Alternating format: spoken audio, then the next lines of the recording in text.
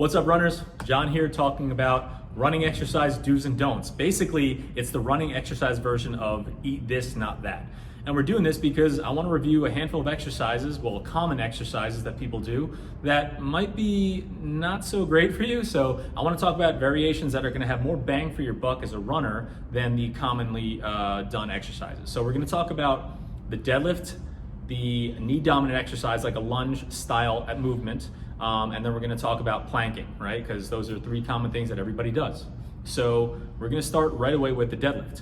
Most people do the barbell deadlift. That's your traditional deadlift, right? Excellent exercise, but guess what? The Hex Bar variation is going to be that much better for our runners. Why?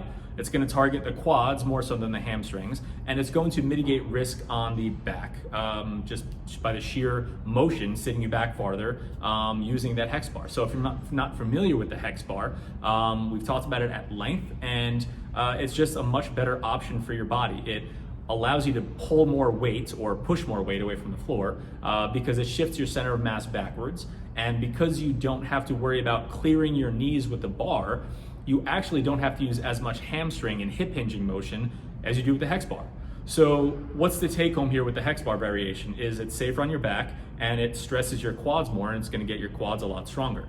Well, guess what? We want our runners as strong as possible. So that's the first thing that we're gonna talk about is your Hex Bar variation, much better than your traditional barbell variation for our runners.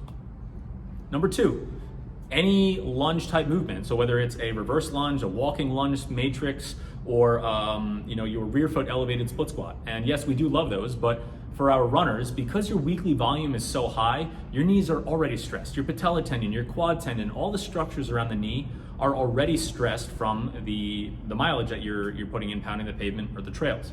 So one thing that we like to do with our runners is minimize any additional exercise-induced muscle fatigue.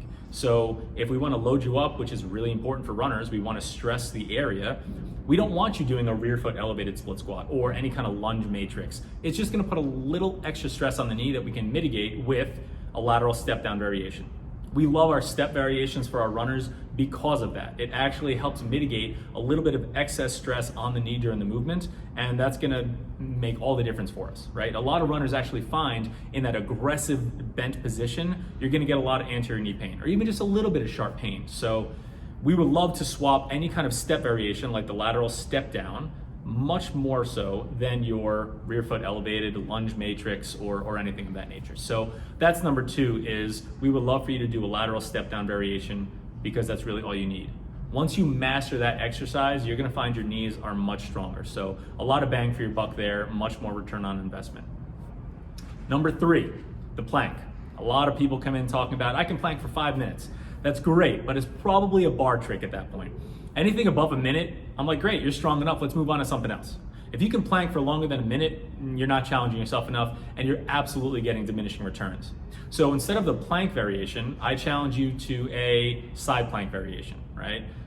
So any kind of side plank with your top leg raised is going to be excellent. Either with the top leg raised, holding it, you can do top leg with a raised with a row, you can do a regular side plank with a row, or you can do a side plank with a march. So that kind of replicates the knee drive while running. But that's also going to be very important for targeting the lateral hip structures and muscles that are really, really important for running once your foot hits the ground. So again, not that a regular plank is wrong, but your runners are going to get more return on investment from targeting these structures with a lateral side plank.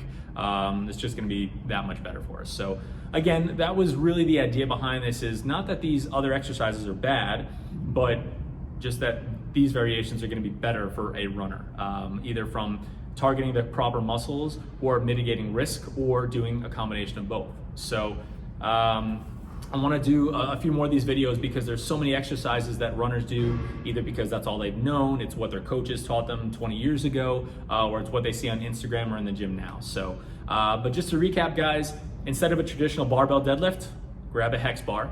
Instead of a lunge matrix or a rear foot elevated split squat, master some sort of side step variation. And instead of a regular plank, get into those side plank variations. I promise you, you're gonna get a lot stronger, and they're gonna have a far better impact for you while you're running as well. So eat this, not that, but I'm still gonna eat my pizza. But for you guys, definitely focus on those exercise variations instead of the common household ones that I talked about. So happy running.